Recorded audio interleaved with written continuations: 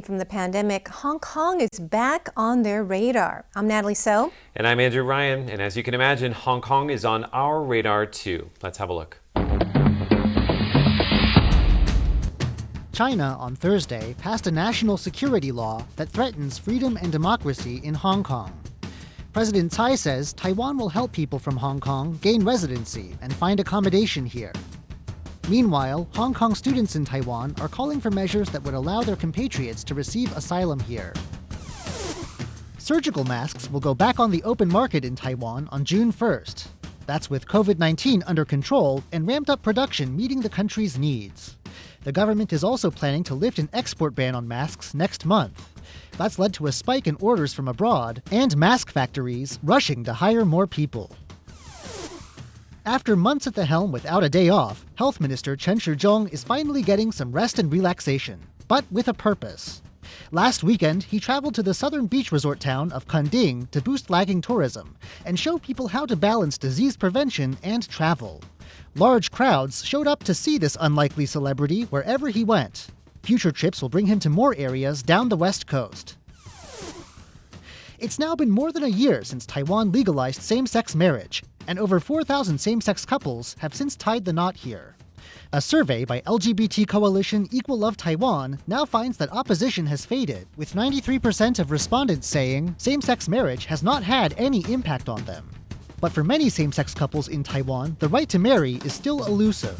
Foreign nationals must come from a country where it's legal in order to get married here. That's left many Taiwanese unable to marry their foreign partners. And under the radar this week, a story that's literally underground. Taiwan is looking at geothermal power to help meet its green energy goals. Drilling began Wednesday in the Datun volcano group north of Taipei for a project that aims to power more than 3,000 households with energy from right beneath our feet.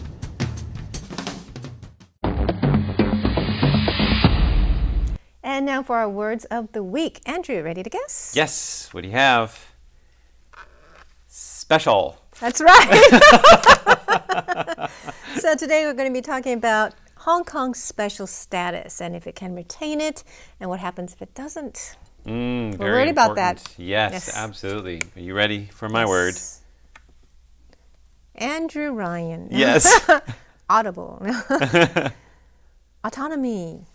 That is correct. And of course, one country, two systems has allowed Hong Kong to be relatively autonomous. Well, that is being called into question now. In fact, the United States has said that Hong Kong is no longer autonomous and it's reconsidering the preferential treatment that it gives to Hong Kong. A little bit later on our show in Taiwan Explained, I'm going to be talking about what makes Hong Kong so special and why there are concerns of autonomy. Great. Let's put these on the shelf.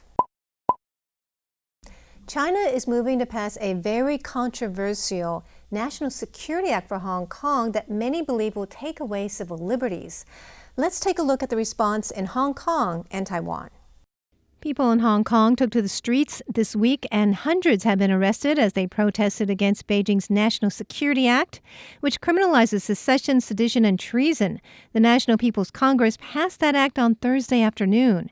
President Tsai wrote on Facebook that all partners of democracy stand with the people of Hong Kong. Tsai also spoke about Article 60 of Taiwan's Act governing Hong Kong affairs. If the situation changes in Hong Kong, part or all of the act can be suspended. Tsai hopes that Hong Kong will not get to that point. She said Taiwan is watching closely and has measures to deal with whatever happens. National Security Council official Tsai Ing-wen says that passing the National Security Act is tantamount to China breaking its promises to Hong Kong. He said it's a move towards one country, one system. If Hong Kong is governed under the same system as the rest of China, Taiwan might amend or suspend the laws and regulations regarding Hong Kong and Macau affairs. The presidential office's Li Junyi says that Article 60 allows for the suspension of the act. He says that many lawmakers are calling for amendments to the laws governing Hong Kong affairs. The National Security Council says Hong Kong's status as Asia's financial hub is also at risk. During last year's protests against an extradition law, Hong Kong saw 60% of its funds go overseas compared with the same period the previous year. Now, the U.S. could also remove Hong Kong's special trade status. On Wednesday, U.S. Secretary of State Mike Pompeo told the U.S. Congress that Hong Kong no longer enjoys a high degree of autonomy from China and doesn't merit its special status. Now, almost all of the protests that we've seen in Hong Kong in the past 6 years have had something to do with the fact that Hong Kong is ruled separately from the rest of China in a formula called one country, two systems. So what is so special about the Hong Kong Special Administrative Region, and why do other countries like the US and Taiwan treat it differently? That's the subject of today's Taiwan Explained. In today's Taiwan Explained, I'm going to tell you what's so special about Hong Kong. And no, it's not Canto Pop, Dim Sum, and Wong Kar-wai movies, even those are very special, of course. What I'm going to be talking about is the special status of Hong Kong's Special Administrative Region. Okay, you have 60 seconds to do this, Andrew. Are you ready? Yep. All right, go. All right, what started off as a small Chinese fishing village would become a British colony and the financial hub of Asia. Now, before the British returned Hong Kong to Chinese rule in 1997, Chinese leader Deng Xiaoping came up with the concept of one country, two systems. It gave Hong Kong a capitalist economy and an autonomy for 50 years. Now, since the handover, the PRC has handled defense and foreign affairs for Hong Kong, and it left everything else up to Hong Kong. Things like its currency, the use of traditional characters and Cantonese, a special passport, a free press and internet, and even its own team at the Olympics. But even more importantly, what was special about Hong Kong is that businesses used it as a stepping stone to get to China. It has had low taxes, light regulation, an independent judiciary, and one of the world's freest economies.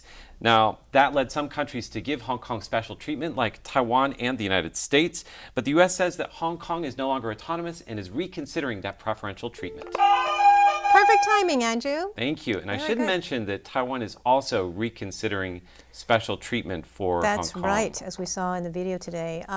So actually, Taiwan and Hong Kong have been very close. It would be a major difference if we change that, right? If we change the act that governs our relations. Absolutely. You know, Taiwanese businesses have long used Hong Kong as a way to do business with China.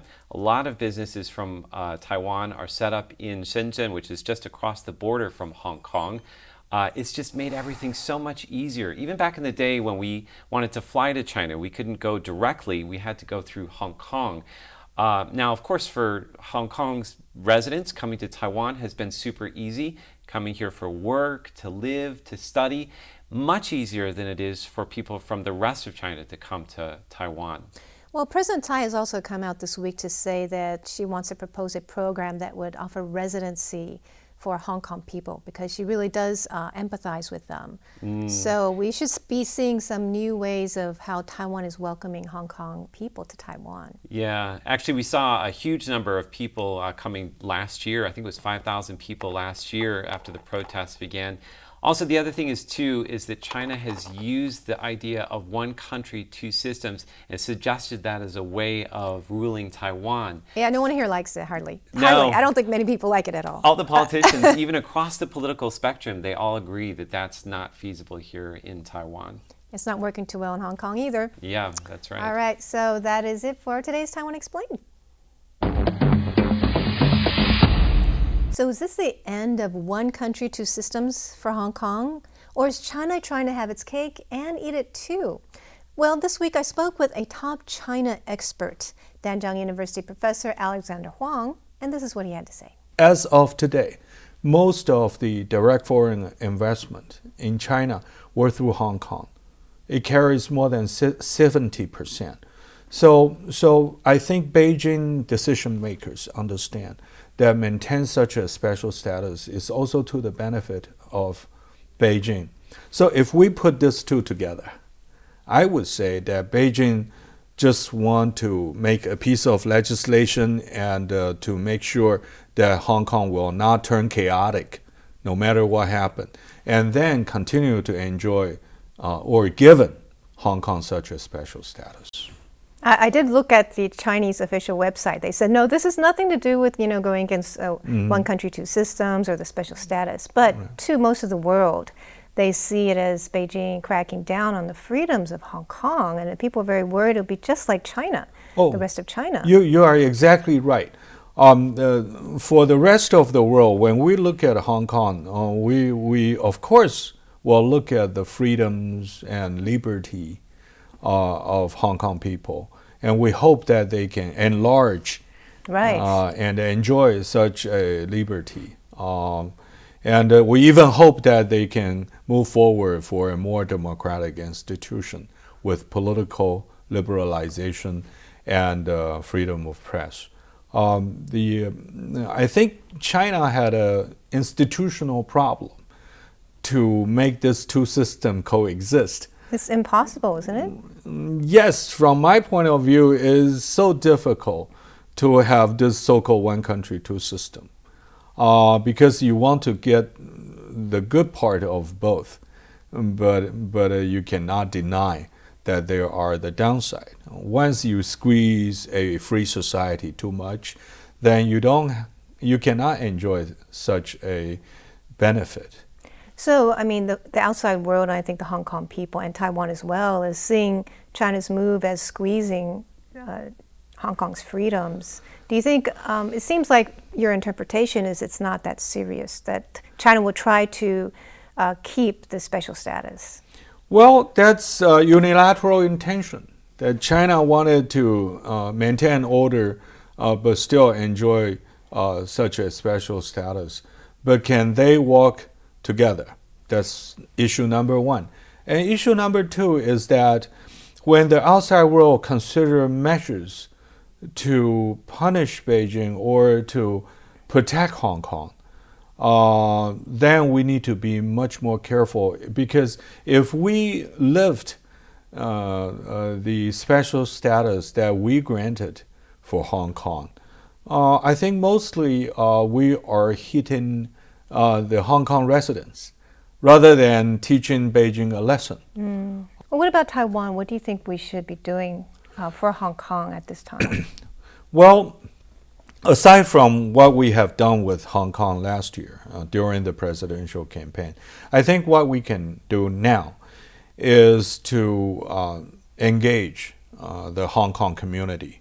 If Taiwan government does not have a room to make dialogue reopen with the Hong Kong SAR government, but I think the Taiwan, the society, the civil society in Taiwan, we need to be more proactive. The more Taiwan honor Hong Kong's special status, the better the Hong Kong would be. Now, if you'd like to watch the entire interview, that will be available on Facebook and YouTube on Friday. Up next, Hashtag Taiwan. This week on Hashtag Taiwan, I want to talk to you about Brazil. I'm not talking about the Amazon rainforest. I'm not talking about Christ the Redeemer.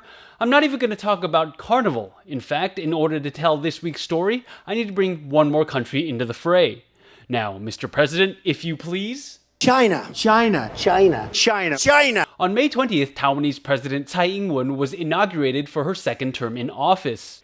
You should know about this because last week I did a Taiwan Explained on the inauguration, and if you don't know it, then shame on you for not watching videos containing the fabulous me. Anyway, the Chinese Communist Party claims that Tsai Ing-wen is an illegitimate leader, mostly because her existence challenges the notion that Taiwan belongs to China, so any reference to her as president does not make China happy. Now, we've seen this before. China has cried foul when US Secretary of State Mike Pompeo congratulated Tsai on her inauguration.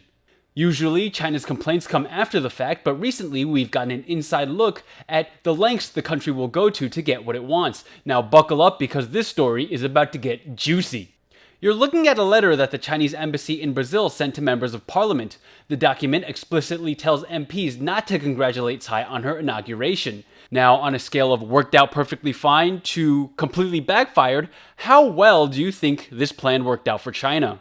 Netizens got together and lambasted China for their attempt to take over the narrative and control the flow of information.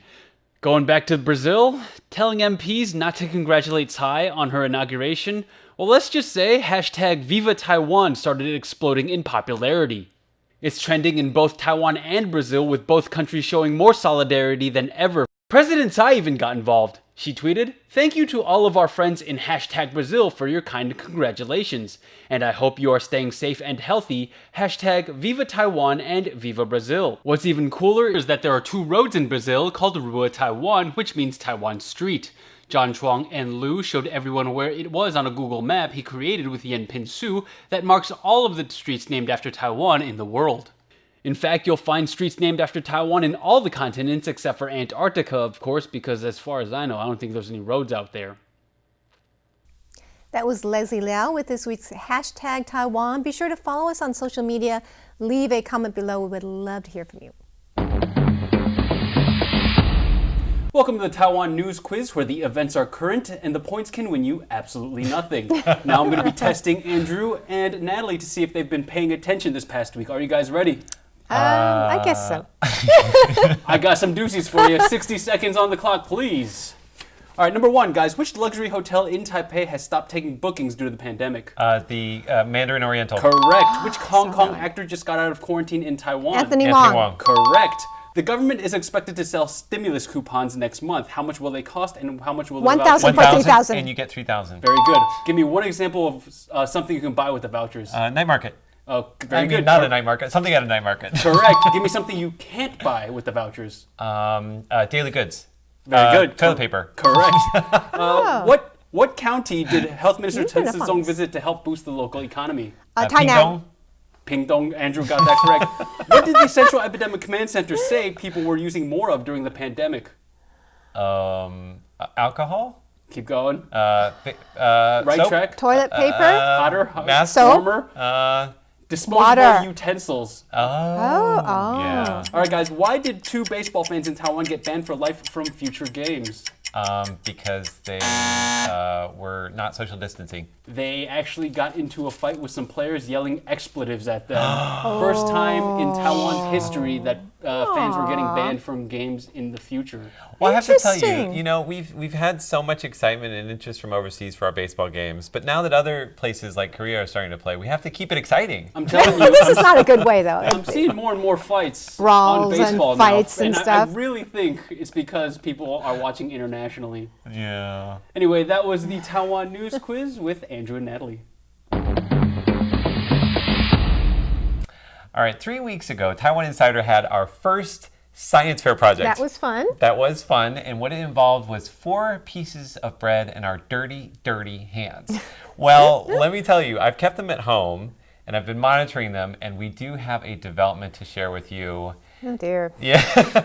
Are you and Leslie's here as well? Are you ready to find out what happened, Leslie? I got a weak stomach, Andrew. You just gotta go easy on me. All right, well, let me set it up for you. Let's have a look at the before picture. So we had a control that was a slice of bread that was taken directly from the loaf without touching it. We had one that the whole team touched with after washing our hands with soap. We had one that we all touched after washing our hands with hand sanitizer. And then the last slice was our dirty slice. That's the one we all touched with completely dirty hands. Now, before I show you what happened, Natalie and Leslie, do you want to make a guess as to what happened? Okay, I'm going to guess the colors they are. Okay. The control and the soap are still white, and the dirty one is green, and the other one is black. Oh, wow, hand sanitizer. Oh, it's okay. black. What about you, Leslie? I mean, this is a no-win scenario for me, right? Because it's a bad thing if they're all moldy, and it's also a bad thing if nothing happened to them. I think there's no 3 weeks, They're all right? bad. no way to 3 win weeks. here. So I'm just going to say it's going to go as expected. It's going to go incrementally more and more moldy as Okay. we go to the more dirty ones. So it'll be from control to Soap. soap And then to sanitizer. hand sanitizer, and dirty. Yeah. All right. That makes That's sense what I to me. meant. That makes sense to me. All right, you guys ready? Yeah. Not really. All right, we'll start off with our control. Oh, Oh, it's still white. Completely white after 3 Oh, weeks. dear. is that a vacuum bag? I hope it's a vacuum bag. Yes, there's nothing A escaping lot of from this. preservatives in there. A lot of preservatives in here. All right. We were right on about that one. I was we right go. about that one. All right, Ding, our ding, next ding. one is our one that we touched with after washing our hands with soap and water. It's still Oh. clean. Still completely white. Or the preservatives like protected it, you know? On the back as well? We could just say we had really good soap. Do we remember which I soap mean, we it's good for the used? soap industry, right? Are you guys ready for our third one? This Oh, is the yeah. one we touched after washing our hands with hand sanitizer. Oh! Oh, green. So sanitizer's Oh, not as good Leslie. as soap. Leslie. I'm not even looking at it anymore. Oh, it's got I don't like need 3 to different look at colors it. on Oh, it. there's So the white, back of green, it, and what oh, else? What's It the looks other like color? stained glass. It's got yellow, it's got gray, it's got green. Oh. There's furry things on there. If that's the sanitizer, I don't want to see the dirty. All right, you guys ready? Sanitizer doesn't work. This is our favorite one here. The dirty slice. You ready? Oh my gosh. 1, 2, 3. What? What? It's totally white. Nothing happened to it. You sure didn't switch that? I swear to you, these have not No been doctored. I didn't touch way. it. It is completely edible. How could that be? So there you go. If anybody wants to write in and tell us what the heck happened, we would love to hear from you. Yes. Let us know what happened. Thank you so much for joining us for this inside look at Taiwan this week. Be sure to connect with us on social media. Yes, leave a comment below. Let us know what you think happened to the bread. Yes. For Taiwan Insider, I am Natalie So. I'm pretty queasy. And Leslie Liao. And I'm Andrew Ryan. See you next week.